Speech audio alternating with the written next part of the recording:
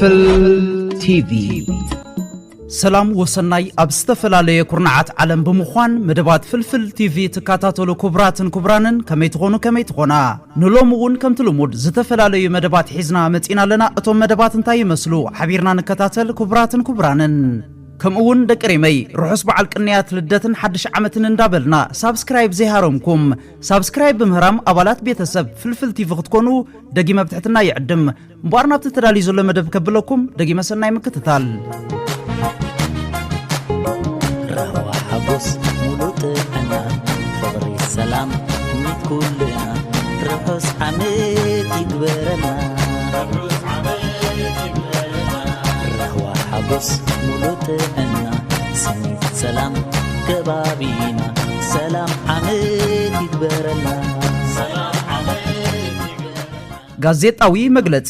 መፍላጥ ሶማሊላንድ ዝበሃል እቲ ጸወታ ሓድሽ ምስጢር እኳ ተዘይብሉ ንሓደገኛ ዞባውን ዓለማውን ቅልውላውን ዕንወትን ክትጃእ ዝጸንሐ ስለ ዝኾነ ኪንዮ ተበጉሰታት ኩነኔን ምንጻግን ብደረጃ ባይቶ ጸጥታን አባላቱን ዘይወላውል ንጹር መልሲ ክወሃቦ ይግባእ አውራታ በተማሳሳለ ጉዳይ ታይዋን እትጣበቅ ህዝባዊት ሪፐብሊክ ቻይና እጃማ ክትዋሳአሉ ሕልናዊ ሓላፍነት ኣለዋ ሚኒስትር ዜና 28 ታሕሳስ 2025 መንግስቲ ኤርትራ ኣብ ዘውፅኦ ጋዜጣዊ መግለጺ ሶማሊላንድ ከም ሃገር ምፍላጥ መውላዕ ካልእ ዓውደ ኩናት ቀርኒ ኣፍሪቃን ዞባ ቀይሕ ባሕርን ነቲ ብእስራኤልን ሶማሊላንድን ዝተዋሃበ ኩሽን ኣፍልጦ ብዝመልከት እቲ ዝተዋሃበ ኣፍልጦ ሓድሽ ዝበረቐ ምስጢር ከም ዘይኮነን ብደረጃ ዞባን ዓለምን ሓደገኛ ቅልውላው ከኸትል ዝኽእል ተንኮል ንነዊሕ ግዜ ክፋሓስ ከም ዝጸንሐ ድሕሪ ምዝኽኻር ብደረጃ ቤት ምኽሪ ጸጥታ ውድብ ሕቡራት ሃገራት ዝግባእ ግብረ መልሲ ክወሃቦ እዩ ጸዊዑ እቲ መግለጺ ቀጺሉ ቀዋሚት አባል ናይቲ ቤት ምኽሪ ዝኾነ ቻይና ብፍላይ ብመንጽር አህጉራዊ ሕጊ ክትከላኸለሉ ዝጸንሐት ጉዳይ ታይዋን ምዝ ጉዳይ ኣዋሲባ ሞራላዊ ሓላፍነት ክትስከም ጸዊዑ ኣሎ ኣብ ክሊ ምዕባይ ዝምድና ግብፅን ጅቡትን ሚኒስትሪ ኢንዱስትሪን መጓዓዝያን ግብፂ ካሜል ኤልዋዘር ኣብ ጅቡቲ ዞባ አርታ ኣብ እትርከብ ቁሸት ዑመር ኪጀክ ዑመር ጃጋ ሚኒስትር ጸዓት ጅቡቲ ዮንስ ዓሊ ኣብ ዝተረኸበሉ መደበር ፀሓያዊ ጸዓት ሎሚ ተመሪቑ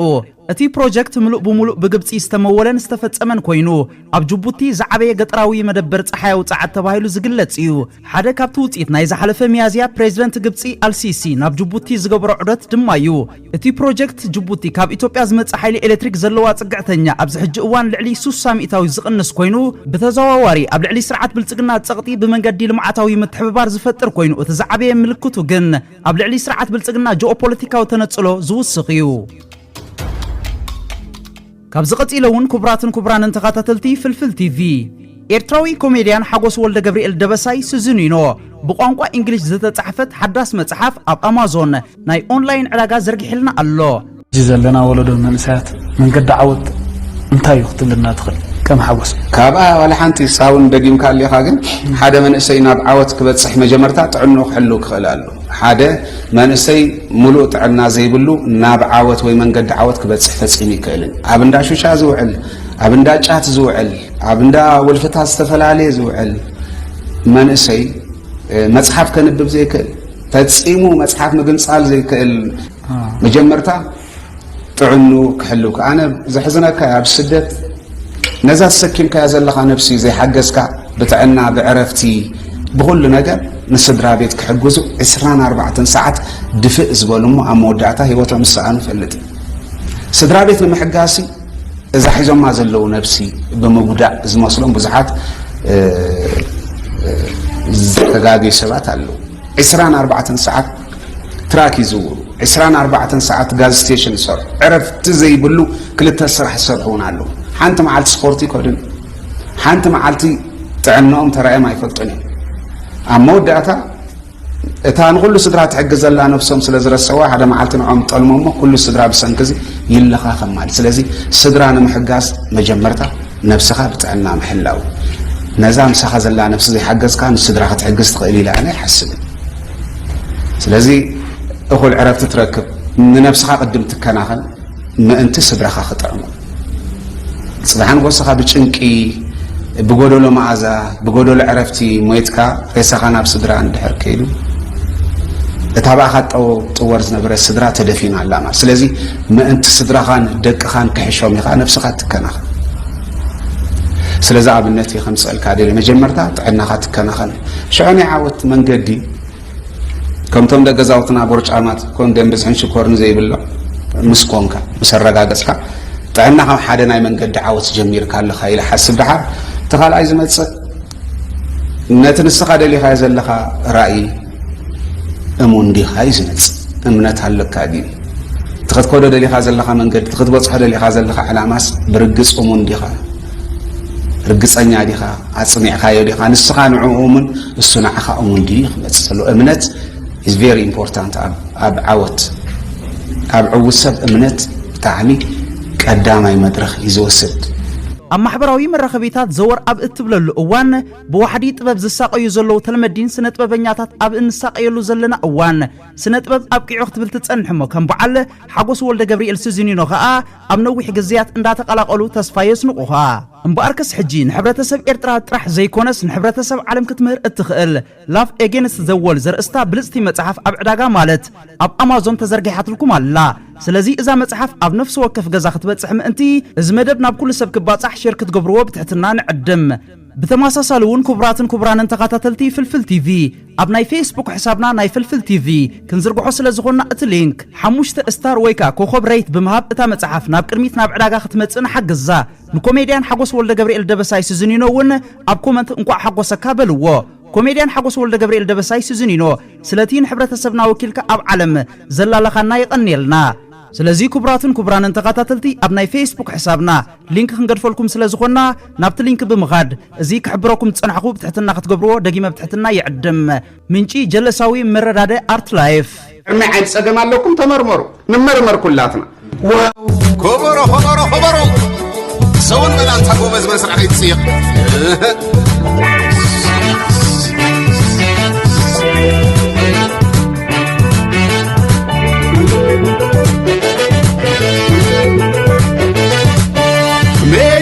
نديا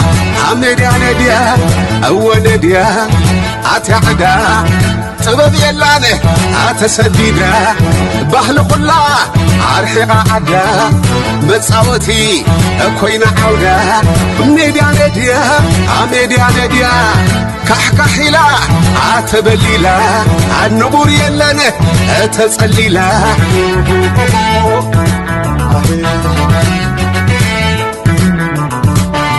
نابيخي نابتي ميديا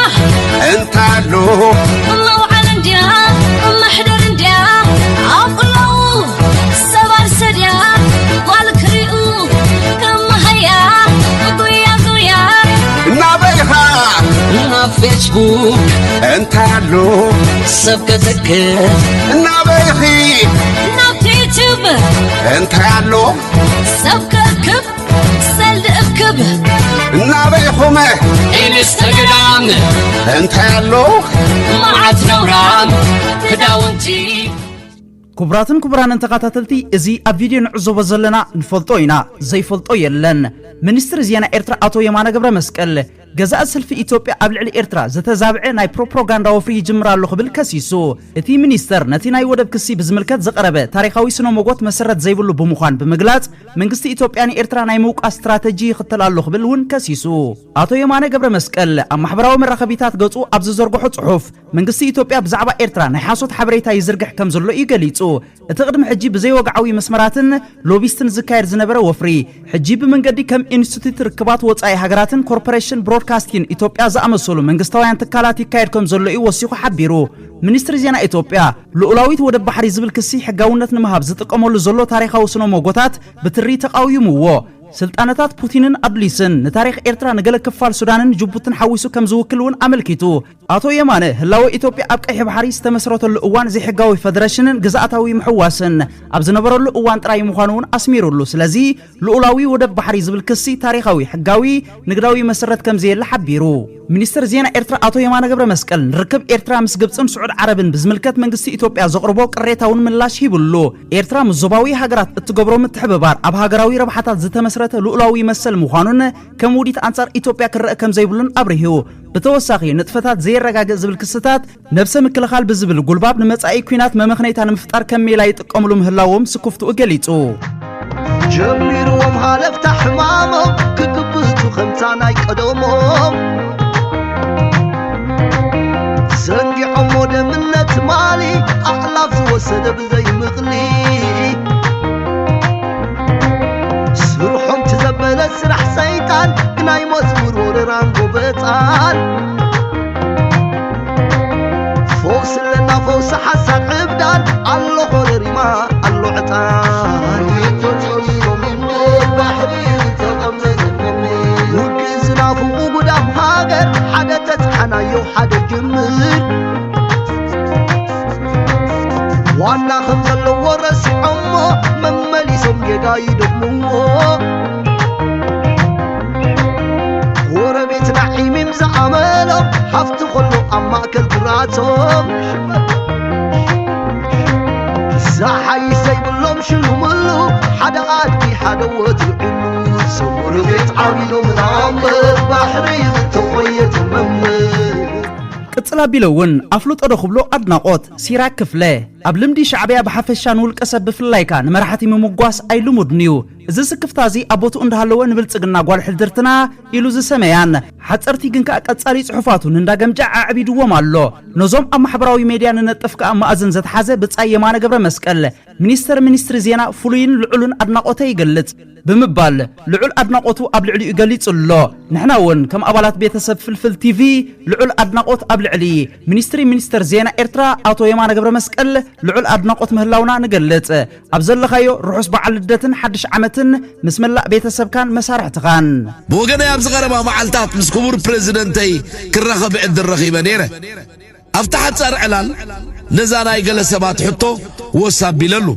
بفخرا ود بشاشا سخفتا زحدروا سبات الله بمغنيات حدش عمد كمزا عينت سكفتان ومسبات بحفش دمان حزب إيرترا انتاي ملخت لكا كبور بريزيدنت إليو تملسو حد صار نيره حزب إيرترا قسن بلو قسن اتن فيدلات سلستين ملأختن عميقي عبيت عزبتي لعل بقعد زحمرتو سلايا وحبريتان ودعوتن تانن زم بقسي قزيف ملأختي لك كنت زي كنتيتو تخدينو التحمشة شقوبية ودبشاشاون بهزبي إثيوبيا تراي زي كونه بكل هزبتات الزوبات فمتينو ارتفشال كنتيتو تمنتلو اود كاتي ركب سلازي انتم ودبشاشانا بإيرترا كينات كي خفت سقات زلكم كبور بريزيدنت هاجري قسن إلوكم الله قال بقالا إذا أمالي يرياد الله إلوكم الله حزب إيرترا قسن إلكا ملأخت حلف الليل نلو كم زلاتا تقبلوا رؤوس حدش عمت نملا حزب إيرتران ملا قربا بالتنان ملا علمن عوت نحفاش ካብዚ ቀፂለውን ኣብዚ ሓጻር ግንካ ኣዝያ ኣገዳሲት ዝኾነት መደብ ከብለኩም ደጊመ ሰናይ ምክትታል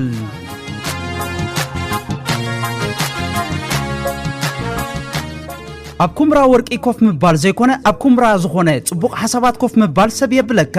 ኣብ ሰፊሕ ገዛ ምቕማጥ ዘይኮነ ኣብ ሰፊሕ ልቦና ምቕማጥ ሰብ የብለካ ናብዛት ስዕብ መደብ ከብለኩም ደጊመ ሰናይ ምክትታል ከምዚ ብዛዕባ ኣጋላልጻ ናይ ሕብረተሰብ ክትዛረብ ጸኒሕና መስለን ባህልናን ደይ ባህልናን አልክሳብ አንካር ይለን ክخدن አለውን ዝብል ኒሩናያትና አዘራርባ ገለመለ ኦ ገሊን ክፍታት ገለመለ አለዋ በብት ቦቱ ማለቲ ባርካ እንደርከትካ ባልኩና ማሆሚታት አለውን ባህሎም ማለቲ እዚ ሕብረተሰብናስ ከምዚ ወላ ትሪኻ ወላ ኣብገዛ ገለ ታኪብካ ወላ መስቆልዕት ገለመለ ክትሪኻ ለኻስ حما كدادنا لك من اسي يكون كخطريا خلاها وزادونا كيف دلوا قال كتب التقليغا نتمسا قالوا عبيد بل مسرع انت ازي اطرح نفسها انت قال ملي يوليو حجي بزعبا نفتم من اسي اطري دي خاصيت كتسرح دلها ولا حبره السماون انت مع عبيد سككتاتلو كلهم دلهم تحسبيها حجي تقول نقر تري قلعه ولا قدميها خوينس ولا مزدك هون كخطريا خلاها نتكليب جلس بابا انت خوينا اطرح وصي يعني حلقه انت خاطب لي شو ندي أرمو هندولو زعما متاوتي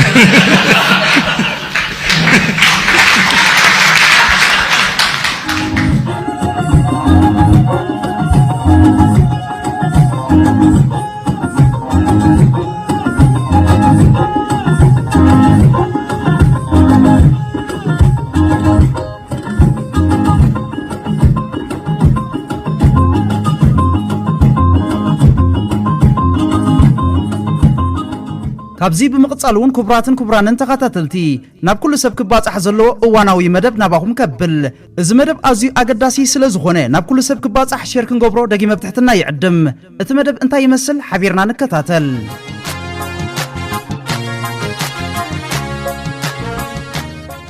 ስለምንታይ ዝበዝሓና ኣብ ሓድሽ ዓመት ብፍሉይ ንለውጥ ንሃርፍ ሓድሽ ዓመት እኮ ልክዕ ከምቲ ካልእ መዓልቲ እያ ኣብ ዝደለናዮ ካልእ መዓልቲ ለውጥ ክንገብር ንኽእል ኢና ዝብሉ ርእይቶ ዘለዎም ሰባት ኣለዎ እዚ ንቆልዓ ክብላ ይበልዓዩ ዝብሉ እውን ኣለዎ እሞ ንቆልዓ ክብላ እንተበልዓ እንታይ ፀገም ኣለዎ ኣብ ሓድሽ ዓመት እንምነዮ ምንዮትን ናይ ለውጥ ድርኺትን እወታዊ ውፅኢት ንምምጻእ ክሳብ ዝኾነ ትርጉም ኣልቦዩ ክበሃል ኣይከኣልን ሓድሽ ዓመት ኣመኽኒና ጽቡቕ ክንምነን ንዕቤትና መደብ ክነውፅን ይሓይሽ እምበር እቶም ኣብ ሓድሽ ዓመት ንለውጢ ዝቃወሙ ግን ነቲ ለውጢ ዘይኮነ ኣብ ክውንነቱ ኣብ ዘይምትእምማን ዝብገስ ክኸውን ይኽእል እዩ ዓመት መጸ ብርክት ዝበሉ ሰባት ዝነበሮም ጎዳኢ ወልፍታት ከሓድጉ ዝተባላሸወ ዝምድናታቶም ከመዓራርዩ ዘይፈትውዎም ባህሪኦም ከዕርዩ ዘማዕበልዎም ትምህርቲ ወይ ስልጠና ክወስዱ ወዘተ ኣብ ሓድሽ ዓመት መደብ ይገብሩ እዮም ክንደይ ካብዚ መደባት ኣብቲ ዓመት ይፍጸም ግን ንኹላትና ዝተኸወለ ኣይኮነን ገለ ኸባና እውን ዓሚዩ ዝወጠናዮ ስለዘየተግበርናዮ ሎሚ ዓመት ደጊምና ከም መደብ ሒዝናዮ ንህሉ ኢና ነዚ ብዝምልከት ብ2023 ዲስካቨር ሃፒ ሃቢት ኣብ ዝብል መርበብ ሓበሬታ ኣብ ሓድሽ ዓመት ካብ ዝምደቡ መደባት 91% ከም ዘይትግበሩ ተገሊጹ ይርከብ ገለ ካብ ጠንቅታት ቀዳማይ ብመጽናዕትን መረዳእታን ዘይኮነ ብጽልዋን ሃውርን ንለውጢ ምውሳን መደብና ብዘይተማሓደረ ስምዒታት ተኾርኪሩ ይእቶም ዝህሉ ተግባራውነቱ ኣብ ምልክት ሕቶ ከኣቱ ይኽእል ገሌና እውን ብዓርከ መሓዛ ተደፋፊእና መደብ ንገብር ኢና መደብና ዋላ እወታዊ ለውጢ ከምጽእ ዝኽእል ይኹን ፈቲና ብመረዳእታ ምስ ዘይንኣትዎ ንምትግባሩ ዝሕተት ዋጋ ክንከፍል ኣይንኽእልን ስለዚ መደብ ክነውፅን ከለና ንኽውንነትን ተግባራውነቱን ብዕምቆት ሓሲብና ክንኣትዎ የድሊ መደብና ተተግባሪ ድዩ ኣይኮነን ንምርግጋጽ ምኽሪ ካልኦት ክንሓትት ንኽእል ኢና ካልኦት ስለ ዝገብርዎ ወይ ብስምዒት ጥራይ ተደፋፊእና መደብ ምስራዕ ግን ተመራጻ ኣይኮነን ካልኣይ መደብና ካብ ሓሳብን ትምኒትን ናብ ተጨባጢ መደብ ዘይምቕያር ናብ መደብ ዘይተቐየረ ሓሳብ ካብ ጽቡቕ ትምኒት ኣይሓልፍን እዩ ናይ ለውጢ ሓሳብና ናብ ተተግባሪ ንጥፈት ክቕየር እንተኾይኑ ብግቡእ መደብ ክነውፅእ የድሊ መደብ ክነውፅን ከለና ፈለማ እንታይ ንደሊ ኣለና ብንጹር ምስፋር ከድልየና እዩ ኣብ ስራሕ ምስኣተና ብመደብና ንኸይዶ ኣለና እቲ ዝደለናዮ ውፅኢት ክንረኽቦ ኣለና ዶ ዝፍትሽ ገምጋም ከዓ ኣገዳሲ እዩ ገምጋምና ምስ ገበርና ዝጎደለ ኣለሊና መደብና እንዳማዓራረና ክንስጉም ከዓ ንኽእል ዝበዝሓና ብዛዕባ እቲ ዝመደብናዮ መደብ ኣብ ወርሒ ታሕሳስ ምስ በፅሓና ኢና እንግምግሞ እዚ ከዓ ኣብ መስርሕ ክመዓራረ ዝነበሮ ጉዳይ ኣብ ግዜኡ ካብ ምጽጋን ክዕንቅጽና ይኽእል ስለዚ መደብና ናይ ምግምጋምን ጽገናን ንጥፈታት ከጠቃልል ኣገዳሲ እዩ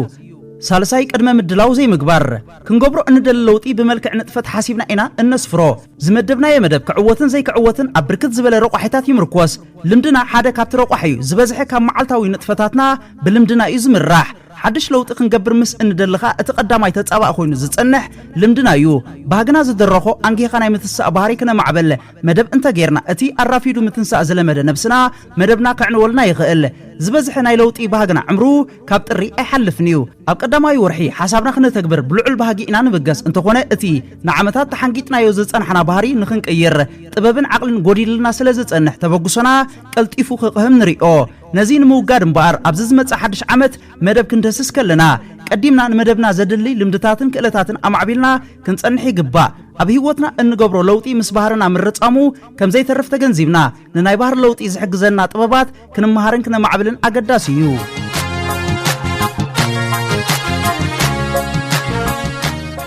ራብዓይ ትሑት ነፍሰ ምልክን ዲሲፕሊን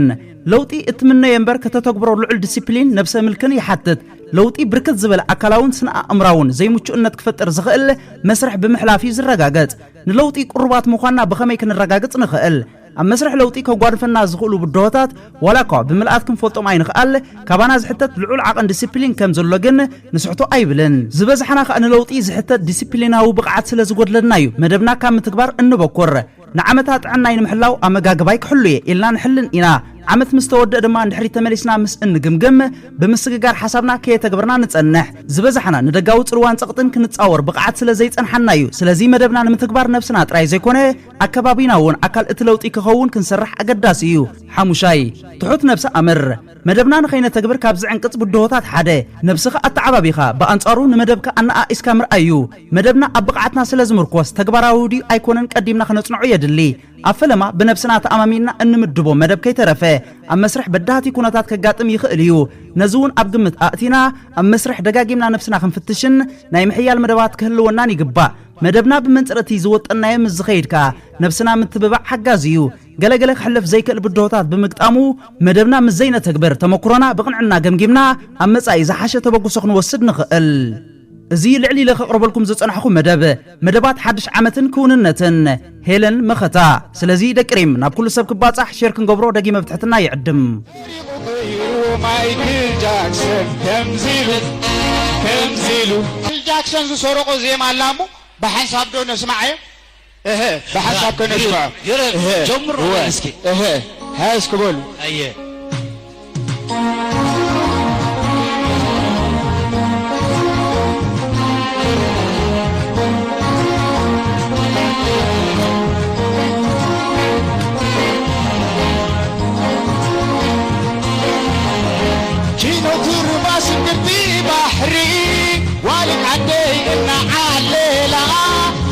سعري ملأفي مسلا تمزيلا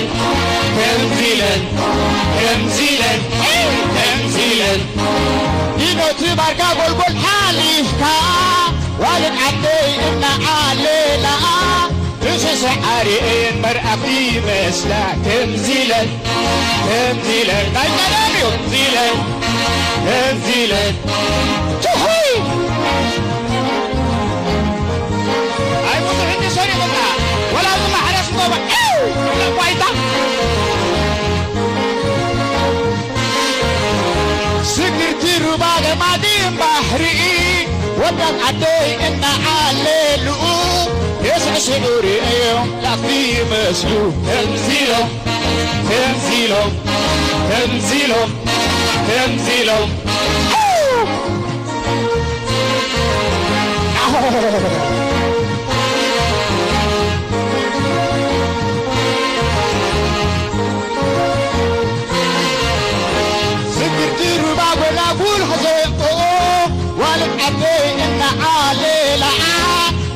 سعري ملأفي مسلا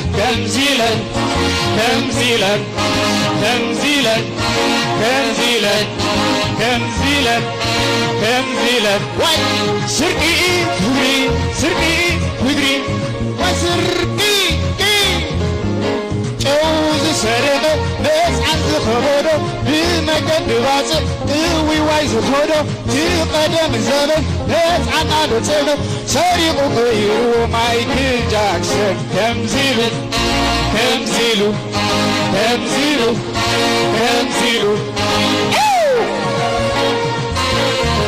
كساب بخالق فيديو زملسكم تطعمو سسناي تطعمو دقريمي نعصبات ودقت وهرقنيت نهاجراو خبرت زل علماو زخرن سماعاتنا وترو عوت نحفاش